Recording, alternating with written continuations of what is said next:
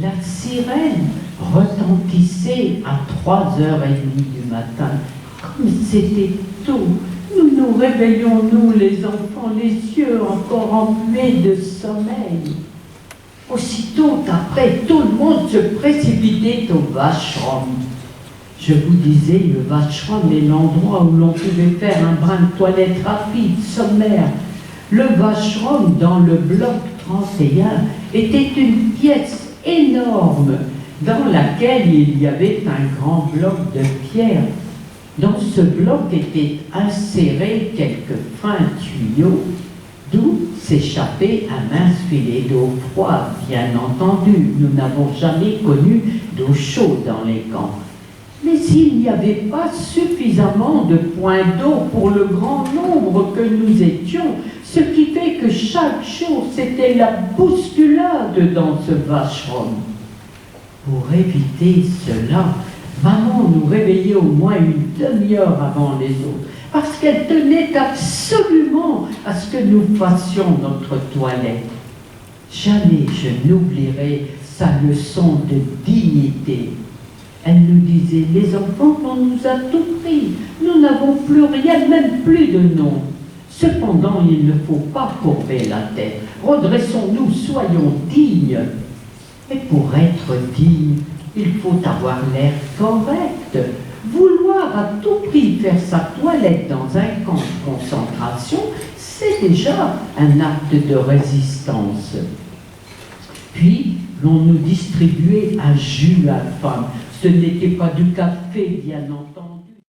Parfois, il avait l'avantage d'être chaud. Nous recevions un quignon de pain noir allemand très dur. Puis, tout le monde se précipitait à l'appel. L'appel était indispensable.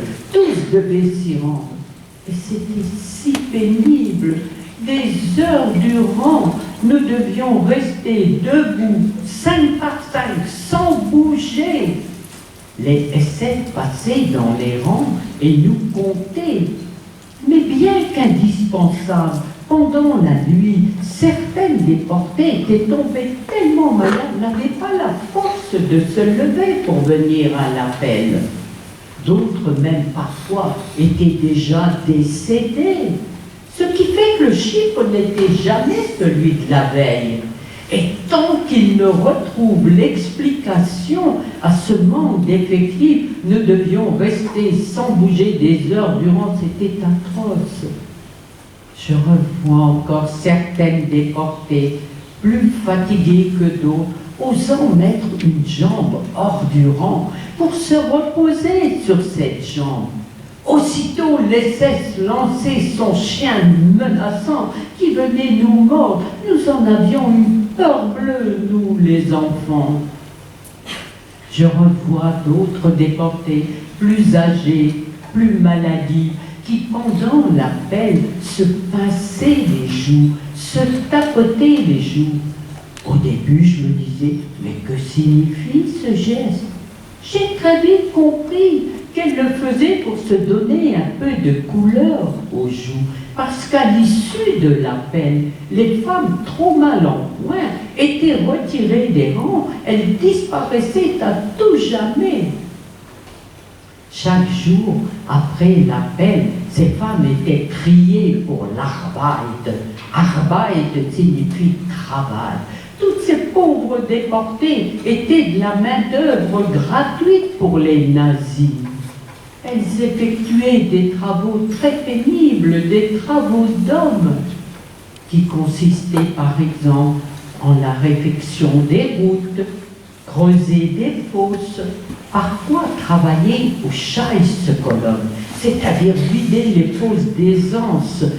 Les pauvres femmes affectées à cette tâche, lorsqu'elles rentraient le soir après l'arbeit, l'on peut dire qu'on les sentait venir de loin. Chaque jour, bien entendu, maman était réquisitionnée pour l'arbeit. Maman était une femme petite, menue. Elle manipulait des outils, pelles et pioches plus lourds qu'elle. Elle souffrait beaucoup physiquement. Mais elle souffrait surtout moralement, parce que les nazis, au gré de leur fantaisie. Retirer parfois un enfant dans un bloc ou dans un autre, cet enfant également disparaissait à tout jamais. Chaque soir, en rentrant de l'arval, maman se demandait avec angoisse, vais-je retrouver mes petits-enfants?